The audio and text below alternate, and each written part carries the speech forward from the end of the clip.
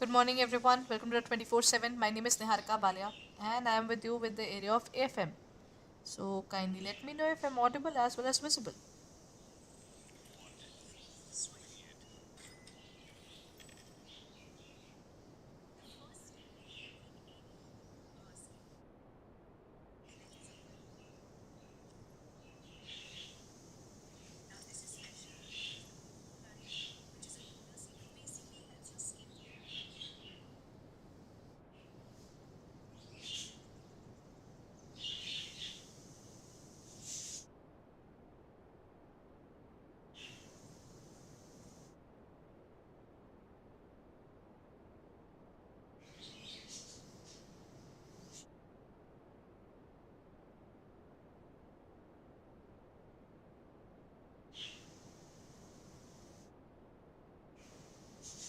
Okay.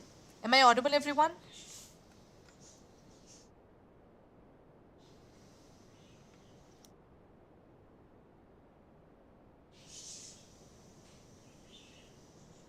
Let's begin. Let's begin with the class today. In terms of AFM, we are covering the various classes and we are covering this particular syllabus from the point of view of 60 days, 60 classes. Okay, now here comes the first question. Today, I think that would be a mix of module A and module B. That is, if an employee of the business files a legal suit on the business, then it is considered in the books as. What is it considered as?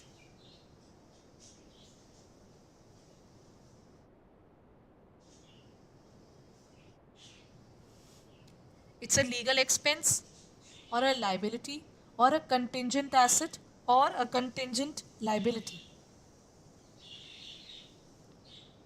If an employee of the business files a legal suit, if a particular person is filing a legal suit against the business now, then this is the point where there is uncertainty. You never know whether that particular person will win the case or that particular person will lose the case, right? So, since we do not know whether that particular person will win or lose, then it can be called a legal expense or a liability or a contingent asset or a contingent liability. It is basically a contingent liability because there is an uncertainty. We do not know whether we'll win the case or we will lose the case. So, such the outcome of the pending lawsuit is not known. That is why it would be considered as a contingent liability.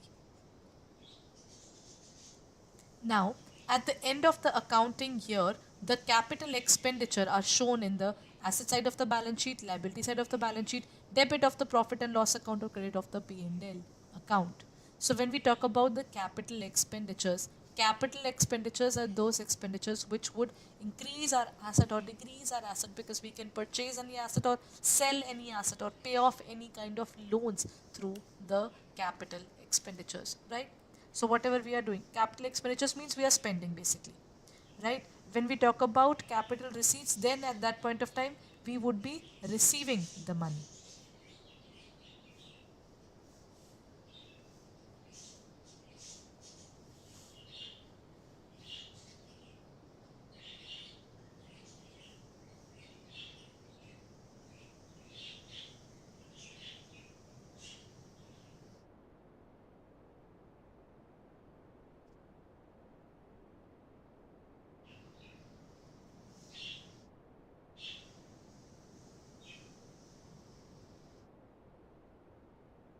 Okay.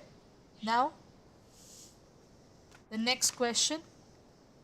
If I talk about this portion now, if I do the capital expenditure, that means if I talk about the capital expenditure, I would have bought an asset. For example, if I buy a car, then I'll have to pay for it. If I buy a car, if I buy anything for that matter, what will happen? I'll have to pay for it. So in this case, it would be the asset side of the balance sheet. In the financial accounting, an asset is basically a resource owned or controlled by a business or an economic activity. In this case, assets represent value of ownership that can be converted into cash. Now, when the stock is valued at cost in one accounting period at a lower cost and NRV in another accounting period, which particular principle is being violated? Is it Prudence principle conflicts with consistency. Matching principle conflicts with consistency. Consistency conflicts with accounting period assumption, or none of the above. See, when the stock, normally we are working upon cost in the first year, and then we are looking forward towards lower of cost, or excuse me, lower of cost or NRV, whichever, lower of cost or NRV in terms of the stock valuation. Then in this case, whenever we take the lower of cost or NRV, this is prudence principle. Prudence means conservatism. We are being conserved about the fact, right? And when we talk about the topic of cost there, in this case, in the first year it's cost, in the second year it's cost or NRV. The problem is, in this case and in this case, they are using prudence, but they have definitely violated consistency, because they were supposed to follow one particular method for the upcoming years, while they were changing it every now and then, so they were going wrong in this area. Next question. Advertisement expenses are apportioned among departments on in the proportion of sales of each department, and then purchases of each department, number of units sold by each department, or cost of sales of each department. What would be the correct answer, everyone?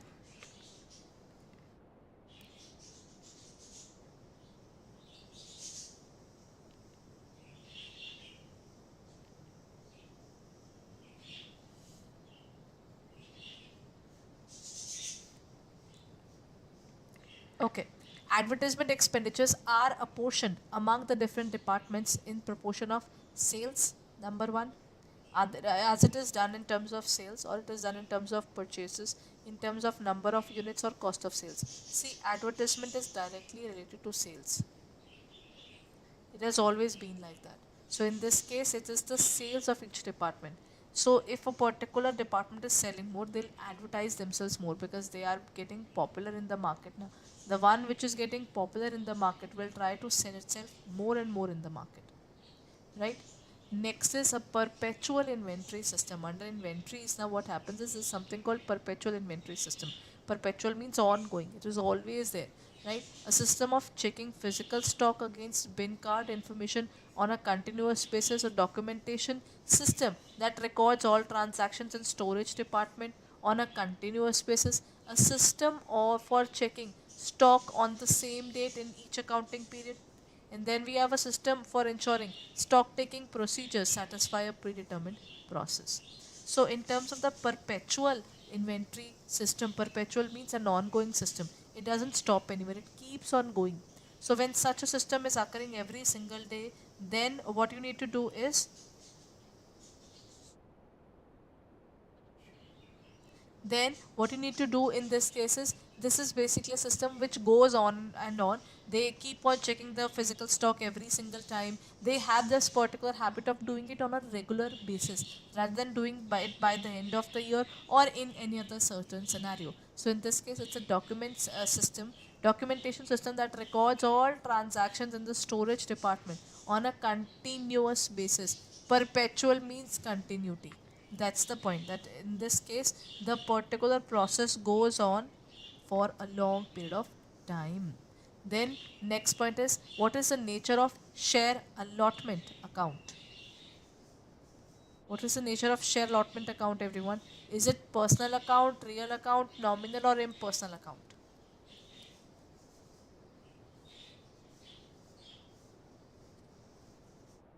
If I talk about nature of the share allotment account, then share allotment is also a personal account, because it relates to the amount which a particular person, shareholder, is supposed to pay, right? That is what we specify in this area. That is, nature of the share allotment is a personal account. That is because it relates to the shareholder and what amount he is supposed to pay to the business. So it is personal account. Share application, share allotment, share capital, these are all the different amount of money that the particular organization is to pay. That is, in terms of share application, share allotment, share capital, these are all personal accounts. And in this case, what they do is debit the receiver, credit the giver. right? Next question. Interest accrued and due on debentures appear in the company's balance sheet under the subhead short term borrowings, then trade payables, then other current liabilities or short term provisions.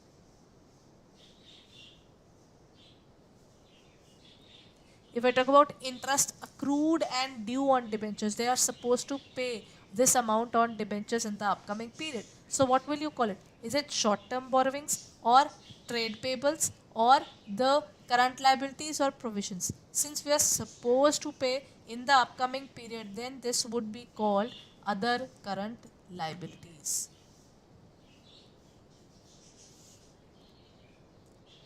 Okay.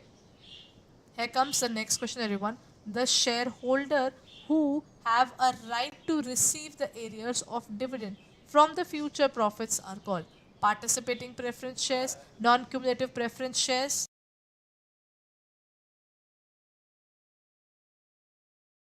then cumulative preference shares or redeemable preference shares.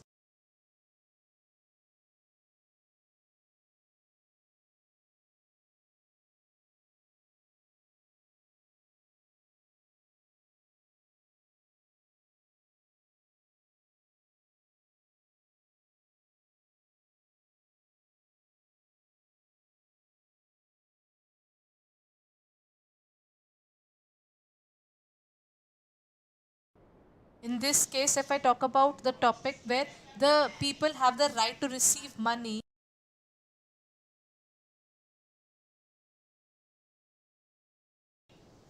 So in this case, what really happens is that see, the shareholders who have right the receive arrears. What happens is in one particular year the company couldn't pay proper dividends. So for that in the next year they paid dividends only for the next year. This was D0. Then they couldn't pay in the next year itself. But then they paid in terms of D2. So this is a position where we talk about where they do not get proper dividends. This is basically non-cumulative preference shares, right? These are called non-cumulative. But in case the particular organization is gaining money in one particular year and in the next year they are not able to get adequate profits so that they can pay off their preference shareholders. So that is a situation where the position where they will get money, they will pay for combined 2 years. This position is called cumulative or to collect the amount in which you couldn't pay for the first year, you will in the second year you will pay for both the years together. So that is cumulative preference shares. Cumulative preference shares gives the shareholder a right to dividends that may have been missed in the past. So dividends that are paid by the companies to as a reward to the shareholders would be stated here, right? Next question. Entries in the records.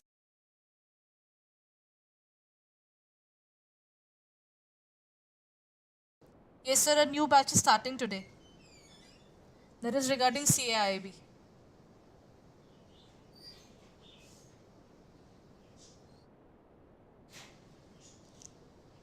Okay.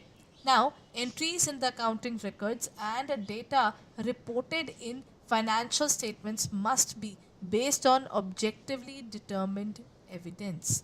Money measurement concept, cost concept, then dual aspect concept or objective evidence concept. That every accounting data must be objectively determined.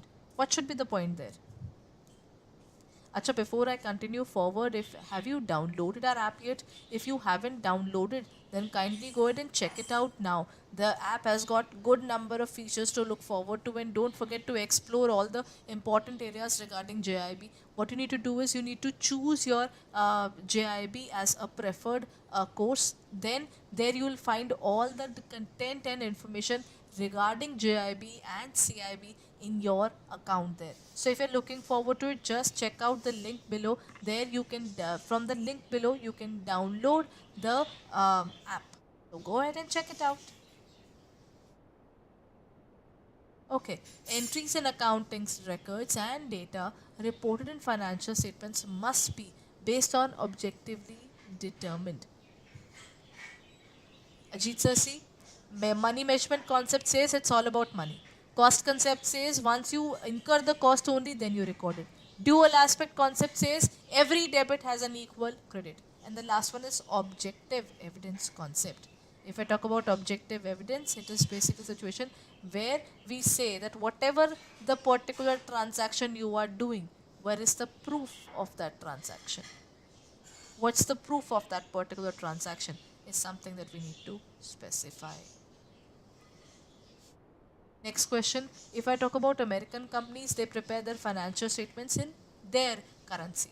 In terms of Japanese company, they prepare their transactions in their currency. This is an example of,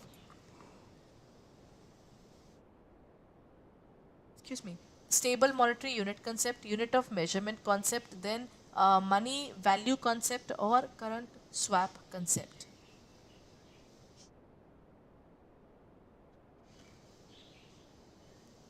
American companies are preparing in their particular domestic currency, then the Japanese companies are creating it in their domestic currency. Then what would be the correct answer? In this case, the correct answer is unit of measurement concept. They take one particular currency as the base and then they calculate all the details as per that particular currency itself. Okay, this is the end of the class, but let's talk about our courses that are there for all the JIB and CIB aspirants. So what you need to do for this particular thing is you need to go to our app, that is www. You can go to our website, that is www.ada247.com, and the way better area is kindly go ahead and check out our app because there you get additional coins and additional discounts. So let's look forward to it. First of all, you need to go onto the area of www.247.com. If you look forward to the area of JIB and CIB, there you will get JIB 2023. All the batches that are coming up are available for you. Whatever batches are there. March 16th, we started our new batch regarding the JIB selection batch. It has started, so you can review these particular batches there. In case of any further details, what you need to do is you need to click on the area of the JIB selection batch. Under selection batch, you get 200 hours of live classes and 82 ebooks, and you will get it at